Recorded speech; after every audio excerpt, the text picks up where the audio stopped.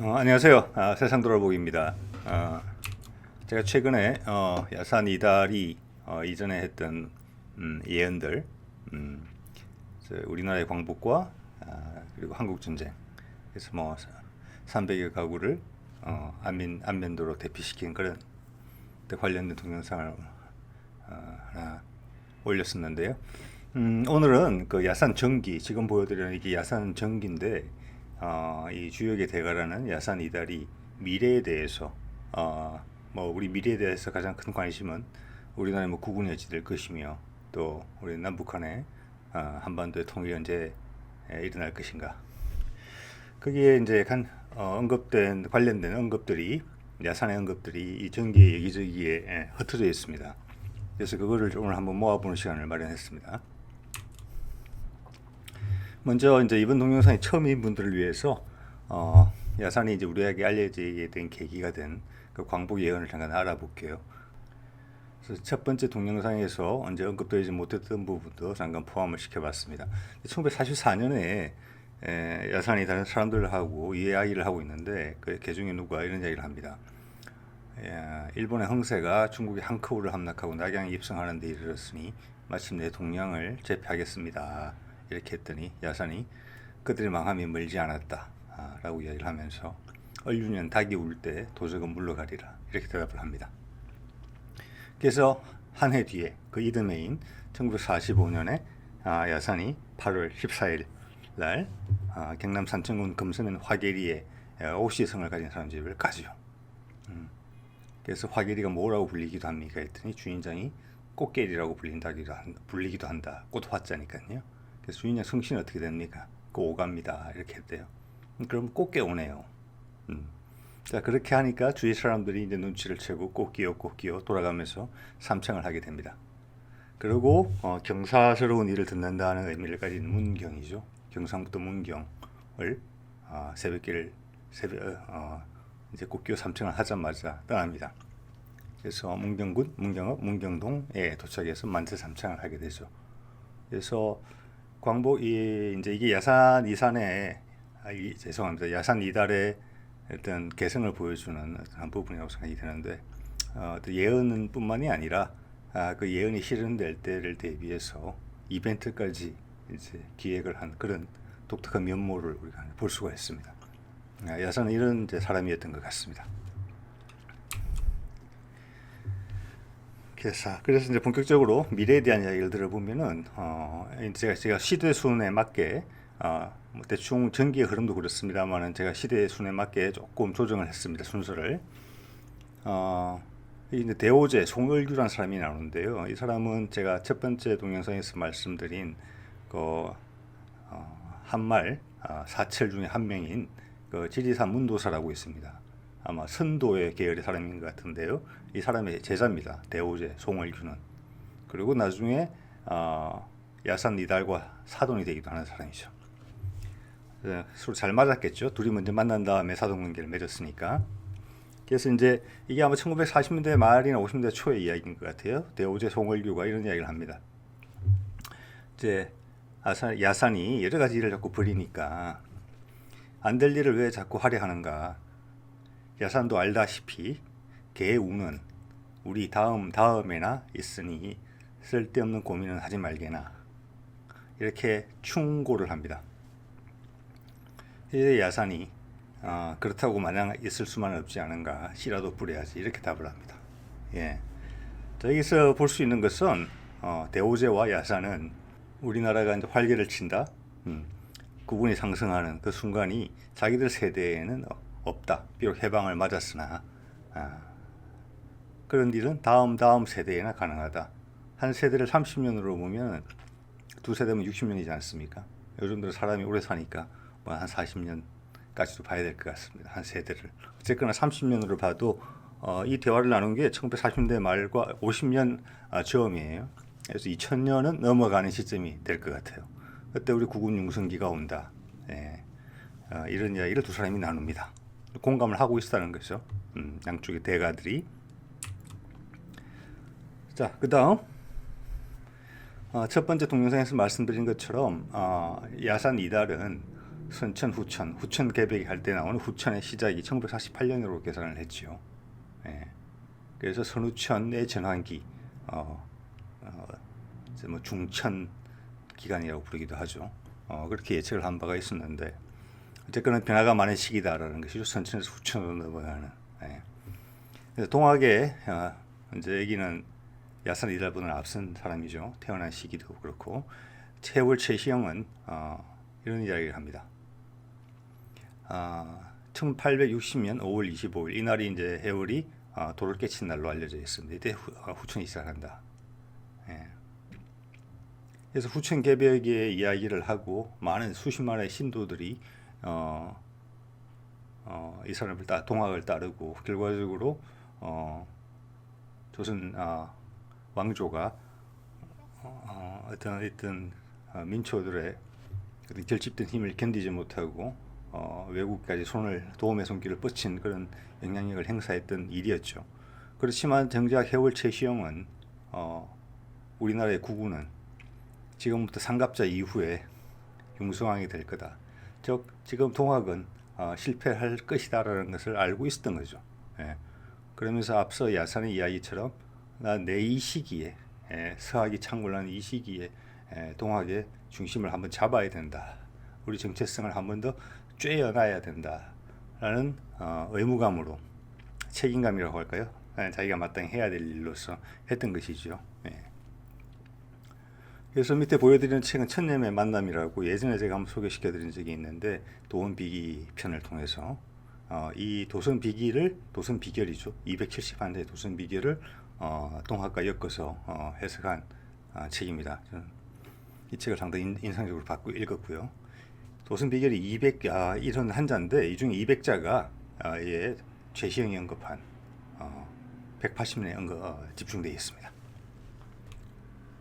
어떻게 보면은 이제 후천이 시작하고 나서 생긴 어떤 중천기죠. 본격적인 후천의 모습이 생기기 위해서 갈등, 선천에서 후천으로 넘어가는 그 기간이라고 보시면 되겠습니다. 이 기간 또한 야산 이달이 활동했던 기간하고 겹치는 거죠. 6만 몇천 년간의 선천이 6만 몇천 년간의 후천으로 넘어가는데 1년 만에 큰 변화가 생기고 그러지는 않을 것입니다. 자, 지금 보여드리는 게 도선 비결이고요. 이 중에 지금 빨간 네모 칸에 들은 것이 이제 1800년대 말에서 우리의 통일 그리고 그 이후까지 언급한 부분이 되겠습니다. 이 중에서 우리 통일과 관련된 부분을 제가 이렇게 봤고요. 말씀드린 것처럼 전문에 대해서 제 부족한 생각 그리고 책에 대한 소개는 이전 동영상에 한번 드린 바가 있고 끝에 링크를 걸어놓도록 하겠습니다. 여기 보시면은 이제 성스러운 해에 도달하면은 우리가 백학을 타고 이제 날라서 이게 해방을 의미한다고 이제 봐지는 거죠. 날라서 서쪽으로 먼저 간다. 서방의 영향권으로 간다. 우리는 이때까지 동양의 나라였던 것이죠. 서방의 문물을 받아들이고 서방의 영향권 하에 간다. 이렇게 해석이 됩니다. 그 다음 비산비하라. 산도 아니고 들도 아니다. 뒤죽박죽이라는 거죠. 뭐가 뭔지 모르는 거죠. 큰 혼란이 온다는 뜻으로 이해가 됩니다. 야착청이 자남이다 이렇게 되어 있습니다. 들판에는 푸른색 옷을 입은 사람들이 쭉 깔려 있다. 이거는 서구 문명을 이야기합니다. 우리는 백색이고 서구 문명은 청색이죠. 그리고 그들은 남쪽에서부터 오는 것이다 라고 이야기를 합니다. 비호 비외. 북쪽 오랑캐도 아니고 옆에 외구도 아니다. 여기서 이걸 미국이라고 보는 거죠. 남쪽에서 오는 세력. 기당 인묘의 남북이라 이렇게 이야기를 합니다. 자, 인묘, 인 호랑이 해죠. 묘는 토끼해입니다. 호랑이해 토끼해를 맞아서 남북이 된다라는 그런 의미입니다. 남북으로 갈라진다는 의미로 해석이 되죠. 그래서 1950년 한국 전쟁이 나던 1950년이 호랑이해고 51년이 토끼해입니다. 자, 그러고 나서 어떻게 되느냐? 시형 정치다. 솥다리 같은 아슬아슬한 형세가 지속된다. 남북 간의 긴장 관계를 의미한다고 해석이 됩니다. 그 다음 부이 할극이라고 되어 있죠. 이씨를 북돋우고 그 가시를 제거한다. 이런 뜻인데 이것을 이제 이승만을 밀고 그 세력이 우리한테 주도적인 영향력을 행사하고 있던 그 세력이 남북이 갈라지고 온 후에 이 씨를 밀고 거기에 방해가 되는 가시들을 제거했다. 이렇게 돼 있고, 그다음 국기 보정, 그다음 나라가 중심이 이제 잡히는 거죠. 예. 그다음 이제 일국시안입니다. 그래서 한 나라로서 안정을 찾는다. 이제 이게 통일이 됐다는 의미로 봐지는 것이, 그다음 내용들을 보면은 시수지공, 그게 누구의 공이냐 이런 급이 나오거든요. 그만큼 중요한 이야기라는 거죠. 일국시안이. 예. 자, 그래서 이 이제 도성 비결에서 남북 통일과는 이제 남북 전쟁 후에, 해방 후에 남북 전쟁, 그 다음 남북이 갈라지고 나서 이제 불안한 남한의 사정, 그리고 구체적인 언급을 하고 통일이 된다. 이 과정에서 북한에 대한 언급이, 북에 대한 언급이 없습니다. 이걸 보고 이제 도성 비결은 남한 위주의, 남한 주도의 통일을 의미하는 것이 아닌가, 그 정체성이 남한으로 와 있는 것이 아닌가, 이런 해석이 이제 가능해지는 부분이죠. 네. 그 다음 이제 다시 야산 전기에 나오는 향후 우리나라 상황에 대한 어떤 이 사람들의 예언을 보면은 이렇습니다. 이제 야산의 이야기입니다. 지금 우리나라의 현재, 그때는 야산은 1950년이고 지금은 그때부터 70년이 지난 상황이지 않습니까? 그러니까 많은 일들이 있었기 때문에 그 당시 야산의 이 이야기를 들었을 때 당시 사람들은 고개를 갸웃거렸을 가능성이 많은 것 같아요. 그렇지만 지금 우리가 봐서는 최근 급격하게 많은 상황들이 전개되고 있지 않습니까? 세상사의 흐름이, 동북아의 정세도, 그걸 비추어서 보면 훨씬 더 설득력 있게 들리는 것 같아요. 예. 현재 2020년을 살고 있는 우리 입장에서는 지금 우리나라의 국군이 5사람이 바둑 두는 형국과 같다 했고, 오선위기라는 표현을 썼어요. 자, 우리나라를 포함해서 4사람이 더 와서 바둑을 둔다는 겁니다. 우리나라의 신선 4사람이 바둑을 두는데 와서, 바둑 한 판 두고 갈 때는 아무리 인색한 사람이라도 바둑판과 돌을 놓고 하는 법이다. 주인은 가만히 앉아서 천하를 얻는 것과 같다. 이런 표현을 씁니다. 제가 아쉬운 거는 제가 바둑을 두지 않기 때문에 바둑을 어디 두러 가기 위해서 바둑판하고 바둑돌을 가져갑니다. 예를 들어서 어디에.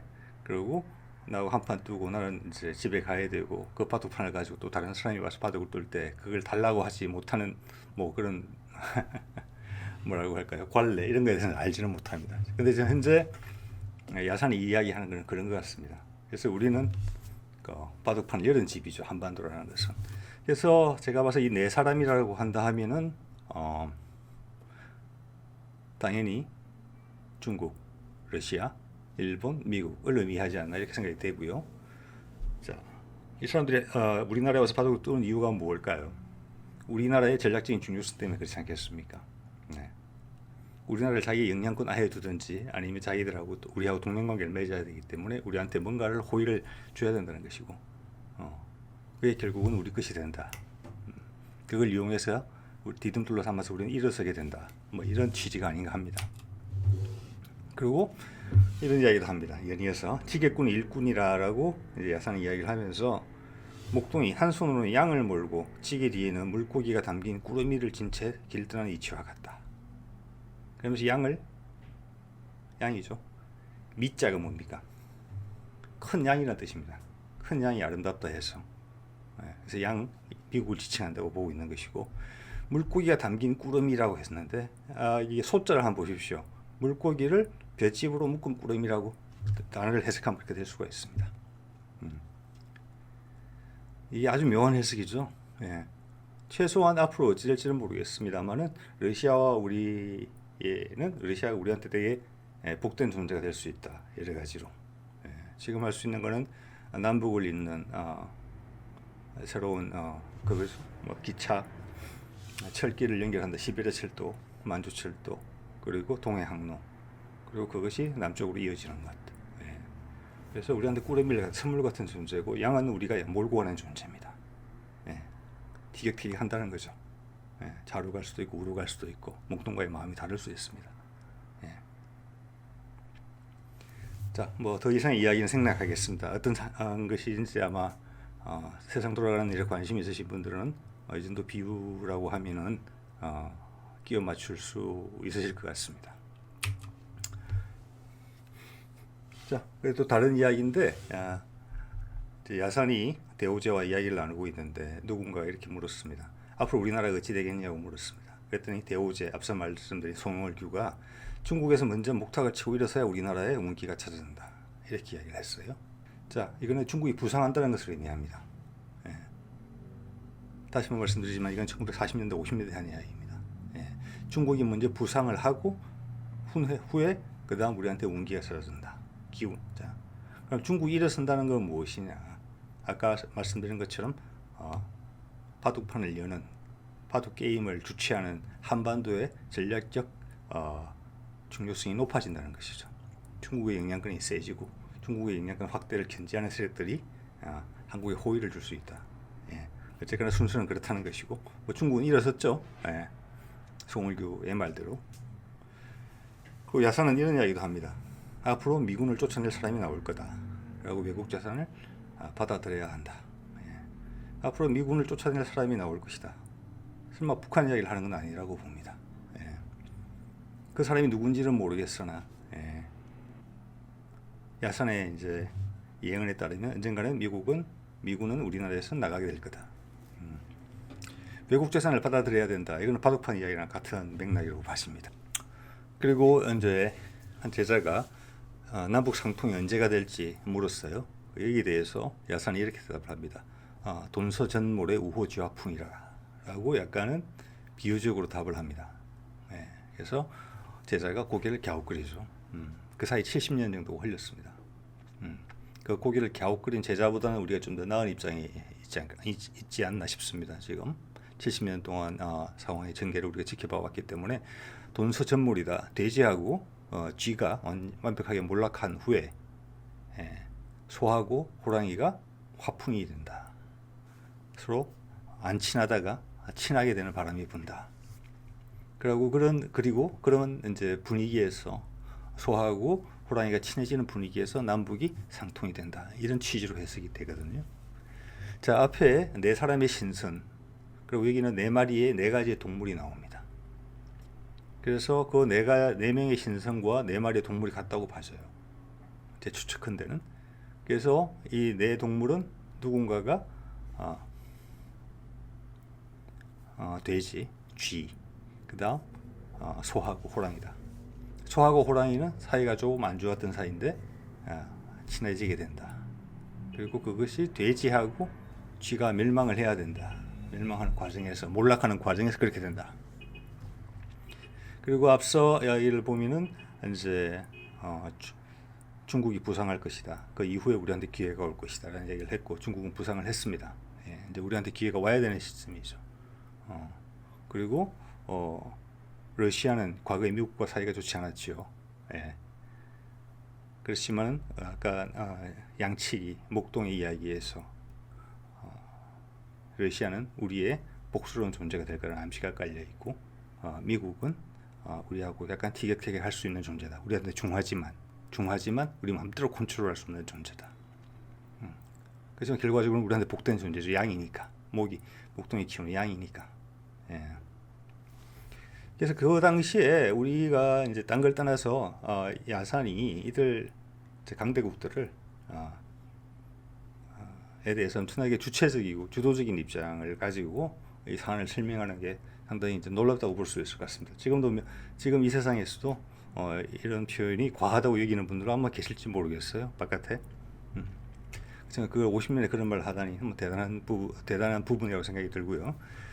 앞서 양치기 소년의 목을 봤을 때 여기서 소련은 최소한 돼지하고 쥐는 아닌 것 같습니다.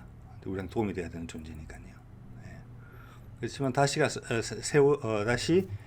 화풍이 분다고 했을 때 보면은 사이가 다시 개선되는 상대는 제가 봐서는 소가 만약 러시아라면은 호는 미국이지 않을까 싶어요. 네. 자, 그러면 돈선은 나머지 두 국가가 되겠죠. 네. 자, 이거는 제 생각인 것이고, 이걸 이 말을 만나게 되시는 분들은 또 각자 나름대로 해석을 해볼 수 있는 그런 여지가 많은 부분이라고 생각이 듭니다. 네. 참, 그리고 지난 앞에서 제가 언급은 제가 안 드렸는데, 아까 그 도선 비결에 보면은 도선 비결에 우리가 경제가 국군이 융성하는 시기에 대해서 이제 순서가 나왔죠. 우리나라가 통일이 되고 그걸 기반으로 해서 세계를 주도적인 역할을 할 수 있는 나라가 될 것이다.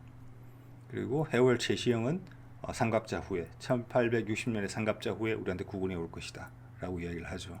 예. 그럼 1940년 죄송합니다. 2040년 정도가 됩니다. 되고 아까 야산과 그 대을제가 나눈 이야기를 봤을 때 다음 세대 2000년을 넘어가는 세대죠. 대충 2010년, 2020년 그때 우리한테 국운이 돌아온다.